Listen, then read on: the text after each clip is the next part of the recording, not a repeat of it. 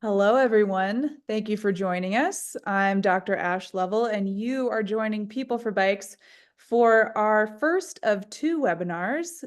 We will be talking today about the 2024 election and what it means for the bicycle industry. As I said, I'm Dr. Ash Lovell. I am the Vice President of Government Relations at People for Bikes, and I am joined today by Charles Cooper. We are excited to have Charles. Before I hand the reins over to Charles, I wanted to do a quick shout out. Thank you to our members for helping us produce these wonderful webinars for you and for the bicycle industry. If you'd like to become a member, you are not a member yet, we're going to put that information into the chat for you. Please consider joining People for Bikes. As I said, this is the first of two webinars. This first one we will be doing before the election, and the second webinar will be on November 7th at 12 p.m. Mountain Time with an assessment of all the things that happened during the election. And now I would like to introduce the esteemed Charles Cooper. Charles Cooper is the founder of the Bermuda Group and a dear friend of mine. And he has been working with People for Bikes for a while on all of our federal policy and regulatory work, and we are very lucky to have him here with us today. Okay, over to you, Charles. Great. Thank you so much. And thanks to People for Bikes for inviting me to join you all on this look at where we are in the election and what it may mean for the bike industry in the years to come. Obviously, if for those of you that are in a battleground state, you're probably hearing from all the candidates all the time. For others, it may be a little less so, but I think for everybody, we are keenly aware that there's an election right around the corner at this point, and a lot of people having already voted. And I wanted to sort of walk through, where we see this standing right now in this point in time today, and maybe a little bit about why it's relevant to the bike industry and for bike infrastructure down the road.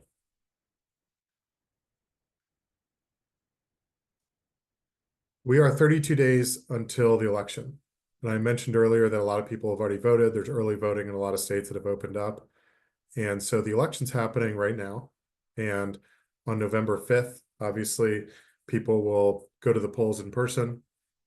But I think, the fact that it's 32 days in, we are in the absolute final stage of the election. People say a lot can happen in 30 days, which is totally true. But it's also relevant that since people have started the process of voting, and we really only have a month left where everybody's actively on the campaign trail, and the numbers are still pretty close to each other. 30 days is no longer an eternity in politics, as we've been saying throughout the election. We are close to the end, and I think because of that, we are watching sort of on a daily basis where this election is moving and who's up and who's down, and we'll obviously see some change in that over the next 30 plus days.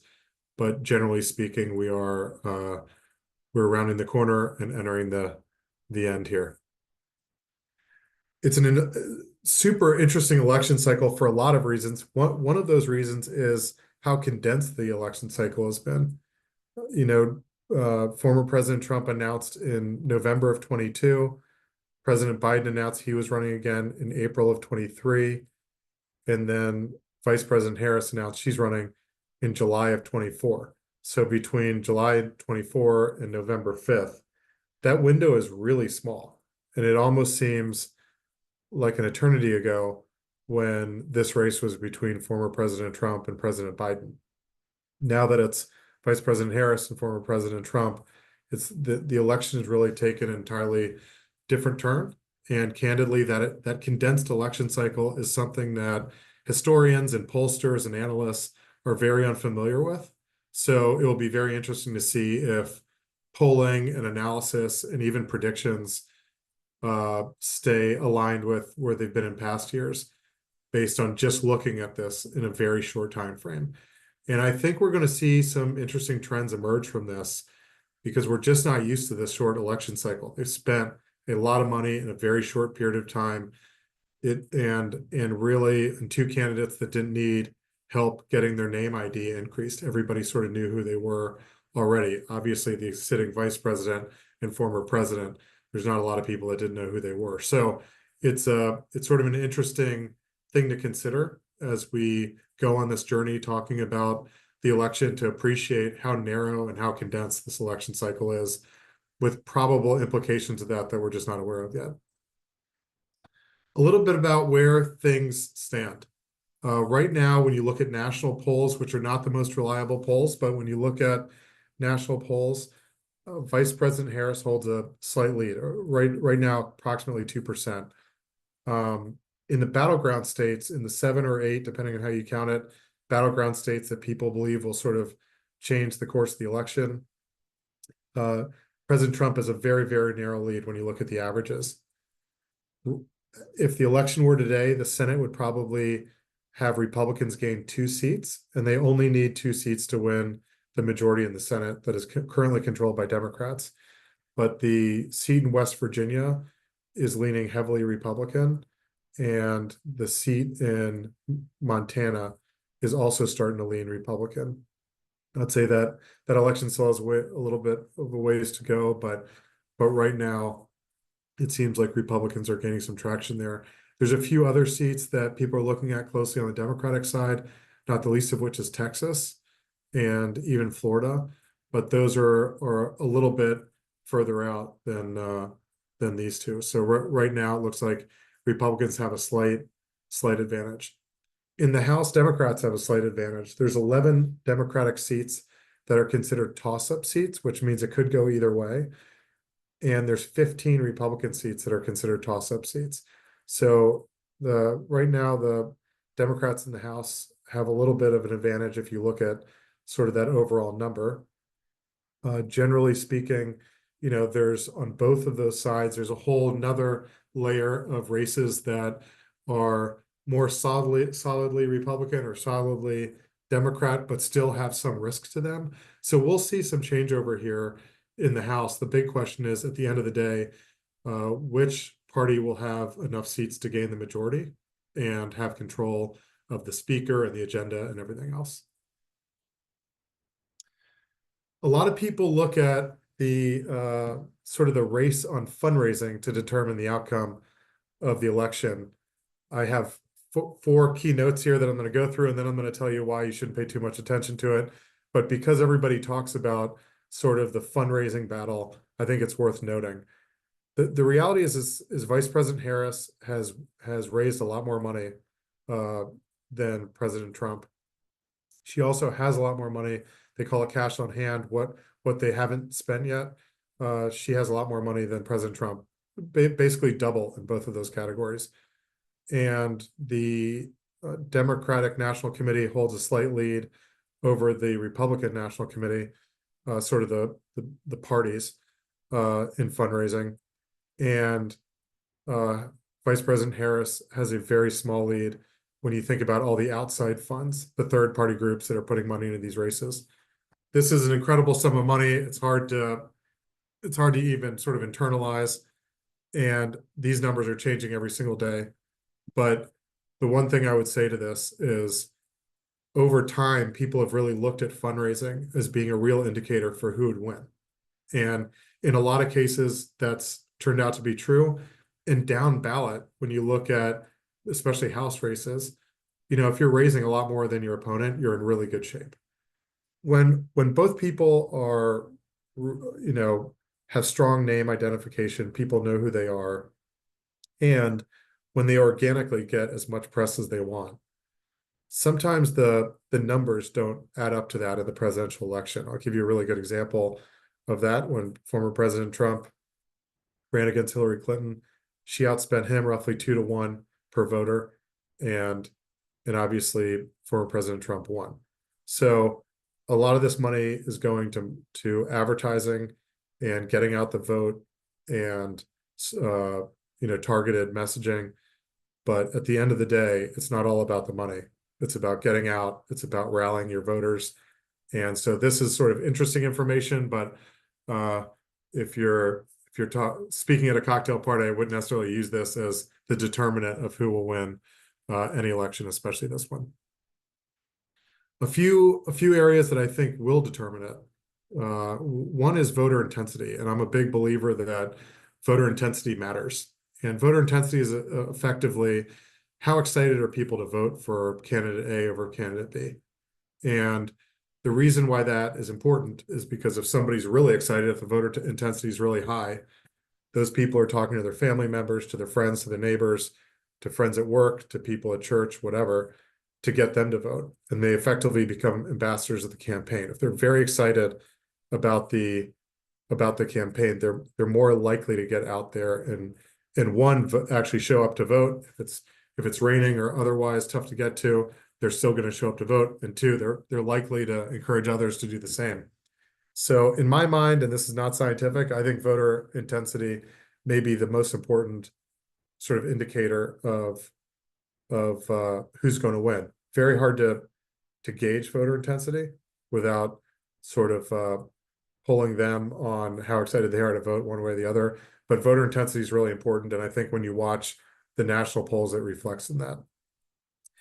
The second sort of factor to consider is the House, the Senate, and the White House are all in play. Obviously, we'll definitely have somebody new occupying the White House. We have such a narrow House and Senate majority right now that it's very possible with just a couple seats in the House or the Senate that the majority flips. And so there's a lot on the line here. You think about all of Congress and the White House potentially being in a position where they will switch who's in charge, which means all the policies change and otherwise, which I'll get into. That's a pretty significant election, and one that I think we're watching really carefully in each one of those three entities, because there's a big impact in each one of those categories depending on who wins. Obviously, that's not even considering all the local elections and the state elections, which is a whole another entity, but a pretty big election, given that everything is somewhat in play with a very, very, very narrow divide between all three in polling. And last is the 7 or 8 battleground states are the ones that are getting a lot of the attention, is where a lot of the money is going, a lot of the advertising. I just came back from Pennsylvania actually yesterday, and everybody there was talking about how they don't know if they can handle any more people knocking on their doors and giving them more materials or all the advertisements or anything else. They're clearly getting a lot of it, and the candidates are there constantly. If you look at candidate travel for the next 30 days, it's largely going to be in the battleground states. So something to watch there as well. So when you're out there looking, especially in your communities and your worlds, like, try to identify where the intensity is among your voter friends. Appreciate the fact that everything's sort of in play right now, and there's going to be a handful of states that are going to be getting most, if not all, the attention the rest of the way. A little bit about the impact on Congress. So we've talked about sort of where the election stands. The summary of that is extremely close, and talk a little bit about what the election impact is on Congress.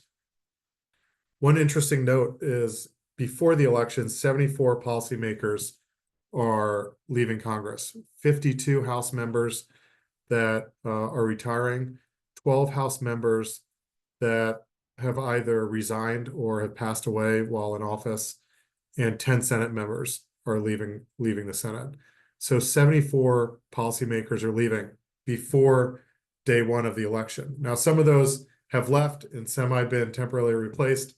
But if you look at a comparison of the beginning of the next Congress on January 3rd and the previous Congress 2 years ago, before this election starts, it's 74 policymakers are leaving.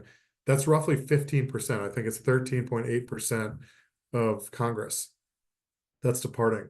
I always say, think about your own organizations. If you woke up and went to work and that the next day, 13.8% of your workforce had left, and new people are coming in, like what a significant change that would be to your organization.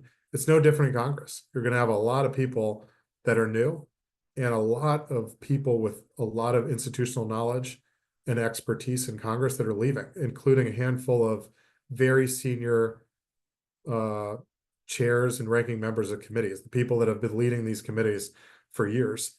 There's half a dozen that are leaving the House and Senate that those will need to be filled, but also that level of expertise and that history and knowledge base that those policymakers have leave as well. So I think we can expect, regardless of the outcome of the election, there's going to be a lot of turnover, because in addition to the people who are retiring, et cetera, you are going to have some people that lose, and you're going to have obviously new people to replace them.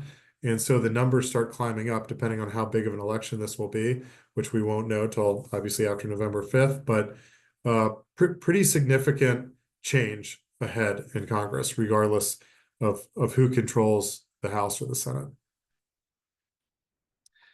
And good lead into what the impact of new majorities would be if they switched. Like I said, two seats in the Senate changed the election, changed the majority, and not much different in the House. That basically means that if you're in the House and the Senate, all the decision points in the House are made by the leadership. So what bills are on the floor, what amendments are allowed, how long those bills can be debated for, what gets through committees, and they have the votes to be able to pass them.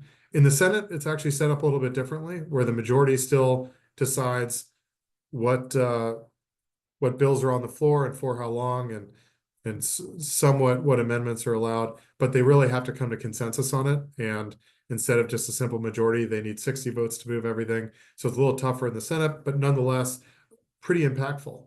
And I think when you start studying, after an election, how different will things be?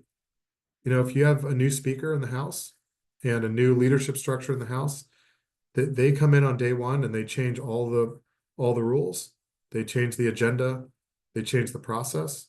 And similarly in the Senate, on day one, the majority decides what the agenda is for that next year. That's a pretty significant power. And when people say elections, have an impact in DC, like, this is the impact. It means that overnight, a lot can change depending on who controls the House and who controls the Senate.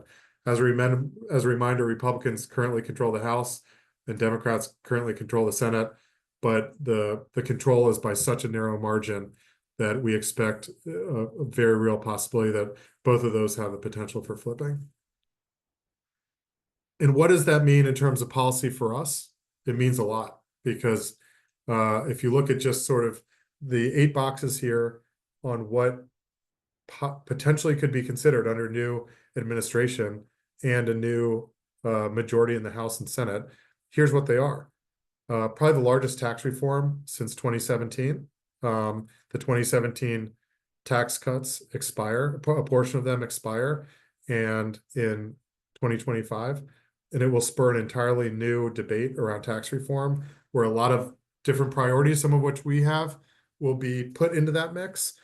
It is, people in DC call it Tax-mageddon, because it's such a big policy priority for next year. That's a really big issue, and depending on who's in charge, the manner in which that issue will be taken up will be very different. Secondly, there's a series of trade bills that are of focus for a lot of people, including things like GSP, which we're hoping to potentially try to move at the end of this year, but the de minimis threshold and others, potential new trade agreements, all of those things, they depend on how the leadership of the House and Senate and the president prioritizes them and whether they want to move them. Similarly, the surface transportation authorization, which People for Bikes is really leading on right now, it sets all funding and policy as it relates to surface transportation issues, including bicycle and pedestrian issues. Huge bill, once every 5 years. If you want more information about it, keep checking the People for Bikes website. There'll be a lot of it coming up very shortly. But that bill, obviously the direction of that dependent on the outcome of the election, as is funding for this coming year and the following year. The people who control the committees, the people who control the decision-making around them, will be the ones that ultimately win this election. Credit card policy, this is interchange fees that for anybody who's a retailer out there, knows well is a huge cost and a significant issue. E-bike regulations that are continuing throughout the federal government and otherwise, issues related to public lands and public lands access, including for bikes, big issue, and trail funding new natural surface trails has a big opportunity to increase some funding next year. But again, all these things sort of rest on what the outcome of the election is and what those leaders determine are important priorities for them. And in some cases, these will be priorities. In some cases, we'll have to fight a little bit harder for them. The good news is the issues that we really care about for bikes, whether that be on trade or electric bikes or public lands or funding, they really come with pretty strong bipartisan support. But nonetheless, that sort of also is a result of who's reelected to Congress. So we're watching that very closely, and the administration will play a huge role in all of these issues as well. One thing I wanted to mention is a really exciting campaign that the People for Bikes is focused on, and that is the Vote for Bikes effort. There's a lot of opportunities out there across states where there are ballot measures for over 20 pro-bike measures across the country. And as noted, if these are approved, it will support things like bike lanes, trails, electric bike incentives, and finding access to more participation. And so these are really big individual state-based ballot measures that are happening across the country. If you have any questions about this, definitely visit with People for Bikes. They are leading on this, but there's a lot of opportunity if you look at the amount of money that's involved here, a lot of opportunity for making progress on building really meaningful infrastructure in a lot of these states. And obviously over the years to come, hoping we can add more to this list. So I will close with a little bit of a call to action, and then hopefully if you have any questions, would love to answer those as well. But I would say there's sort of 5 things that we would ask everybody to think about. One is important after the election to connect with your policymakers. If you live, especially in a state or a district that has a new House or Senate member, you want to touch base with them. You want your company to be in there early and have them understand who you are as a constituent organization and why it's so important to think about bikes and bike infrastructure from a policymaker's point of view. It's really important to make sure that bikes are connected to these policymakers and that they're aware of all the issues that make our businesses move forward and some of the hurdles that exist as well. So after the election, connect with your policymakers, even those that are returning that have been there before. It's a good time to reconnect and talk about the year to come and where we can be helpful. Secondly is join People for Bikes for a fly-in 2025. We are going to have multiple fly-ins. We're likely to have most of them sort of small to get into a lot of offices together as a group.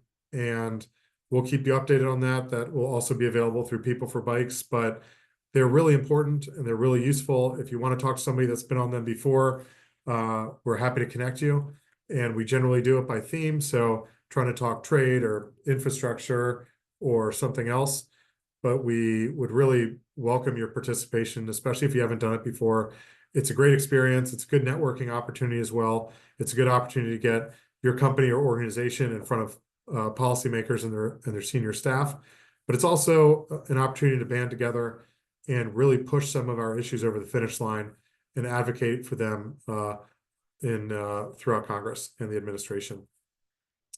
Fourth is, I'd mentioned the Vote for Bikes campaign that People for Bikes is running.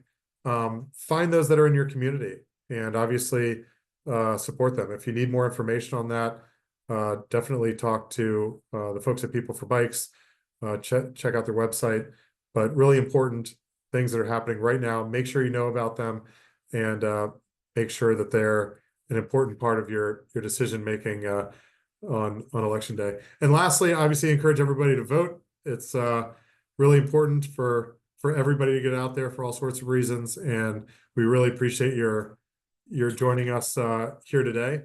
I can always be reached at ccooper@bermediagroup.com, or you can contact the People for Bikes folks, and they can reach out to me, connect you with me as well. But really appreciate you joining us. I would say to wrap all this up is, as you all have questions, add them to the chat.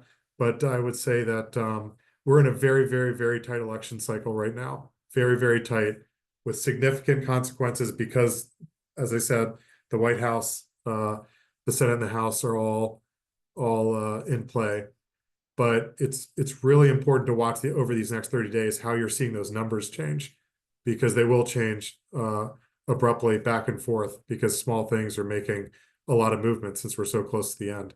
In almost every battleground state, whoever's leading is leading within the margin of error. So we're talking about sort of razor thin majorities, or razor thin leads here that are likely to bounce back and forth before the end of this month.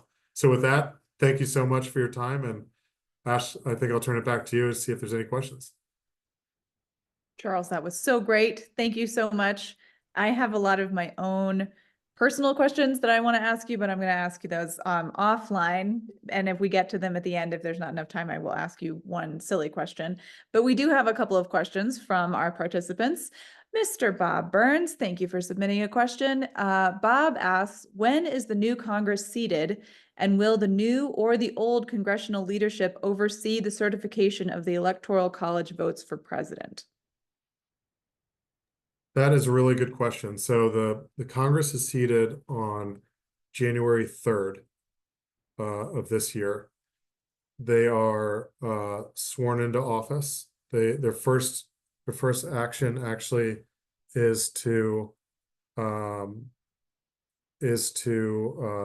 lock in the speaker in the House. So the speaker has to be voted on. If the speaker does not get elected on the first day, essentially nobody gets sworn in. So the speaker has to swear everybody in. So the first day, generally speaking, the speaker is elected by the full House, and always with a majority party though. And then they pass a rules package to dictate what the rules are. They swear everybody in just before that, and then they move forward with sort of the agenda. The certifying the election actually happens in the current Congress after the election. So people will come back from the election, actually,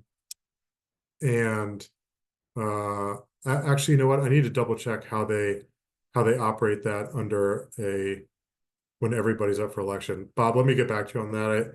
I think it gets pushed into the January session, but I need to confirm that. It always gets pushed in the January session. I don't think it's January 3rd though, so I just need to get you the date. Charles, wasn't that January 6th?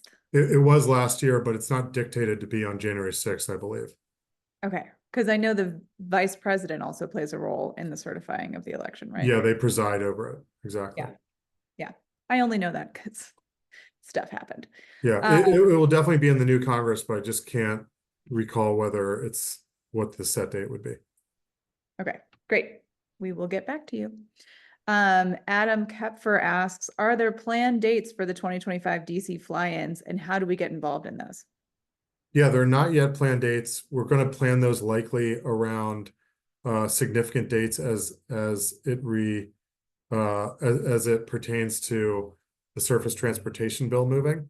So while they're not all going to be surface transportation related, we'll definitely have a trade one. We may also have an e-bike one, but we're going to base them on when things are moving that we have credible asks in.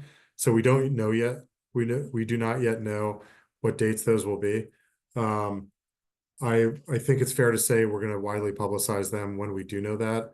We're hoping to do that probably early next year. There's a little bit of a ramp up to any new Congress and new White House. It takes a while to sort of get everybody in place and the committees in place, and all the nominations sort of confirmed. But so we're not looking in the first quarter to do a fly-in. It will be sometime after that, so we'll advertise those early, hopefully next year. Good call, Charles. All right. Verbally asking, anybody else have any other questions for our esteemed Mr. Cooper?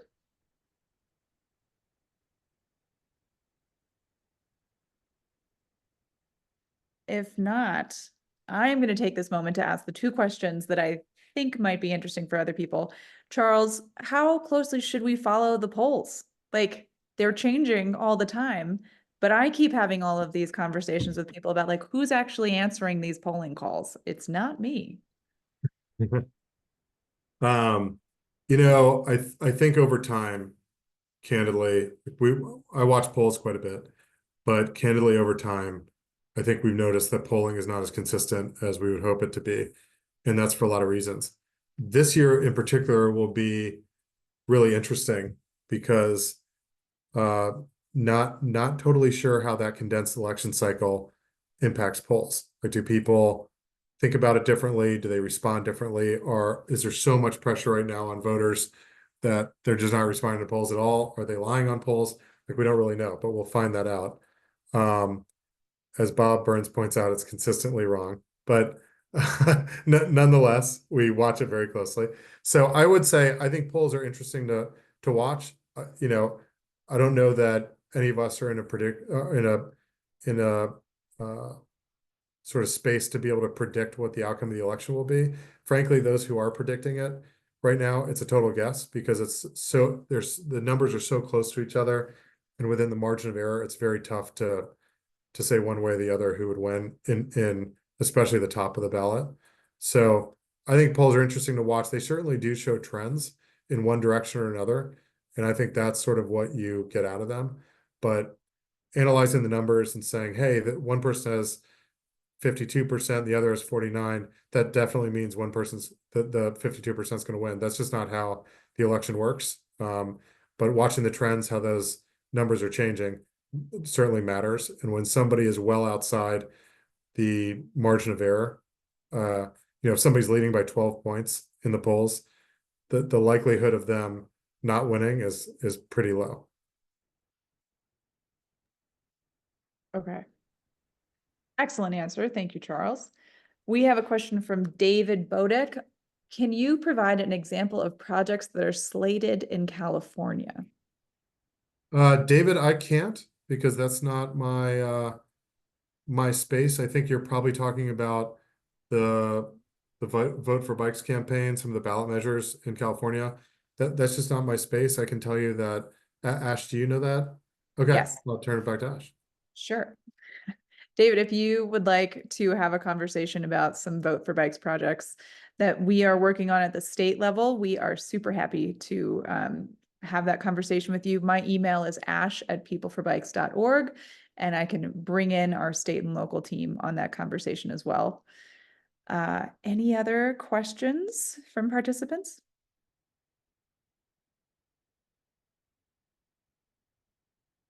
Okay, then I'm going to ask one last question. If you haven't seen the Tony Hale analysis of the VP debate, it is really excellent. He does a whole vibe check of how it's going. So I'm going to do a vibe check. Charles, what's the vibe in DC? How's everybody feeling? You're on mute. Thank you.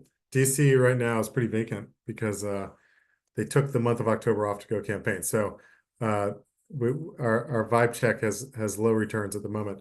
But I would say that for obvious reasons, there's a lot of anxiety right now. People have anxiety around the elections in general. This has been a pretty tough election. And I think in DC is a place where a lot of people lose their jobs on election day. So we're sort of sensitive to that. And I think people just get very nervous around elections. I remember when I worked on the Hill, we really didn't celebrate elections because it was a tough time and one that we didn't really know if we were going to be coming back to our jobs. So I think DC is probably not a good place to judge, but I don't see a lot of excitement on either side. I see a lot of anxiety. And I think once the election happens and we get beyond sort of the administrative side of the election, which, by the way, will also happen again on January 6th. I just looked it up on the certification. But I think once we get out of that and move towards, moving forward with a policy agenda, I think things will sort of fall back into place. But it is a time of a lot of anxiety. I'll also just warn everybody that, even though the Congress starts on January 3rd and the swearing in of the oath of office for the president is taken on January 20th, it takes a long time to get the federal government when you have so much change moving again. And to give you, I don't want to delay here the time, but one interesting stat to get people confirmed. People start getting confirmed. The big sort of secretaries of departments start getting confirmed, some of them on January 20th, the day of the swearing in that afternoon. That goes until really March, until people at that level are confirmed. If you look at the history of it, George W. Bush in the first 300 days had 326 people confirmed. Obama, 274, Trump, 158, Biden, 140. So that trend, for any of us that's not great at math, is significantly declining. So when you look, and that's over 300 days, you don't have a major part of your administration in place. And similarly in the House and Senate, it takes time to figure out what the ratios of the committees will be. And then it takes time to determine who will lead those committees and who will be on those committees. And then once you're on those committees, then you have to hire some staff that will work on those committees. It just takes time. And so the election's going to happen and everyone's going to talk about all these things happening immediately. Certainly executive orders will happen, etc. But to get laws moving, to get big policy moving, it's going to take a little while.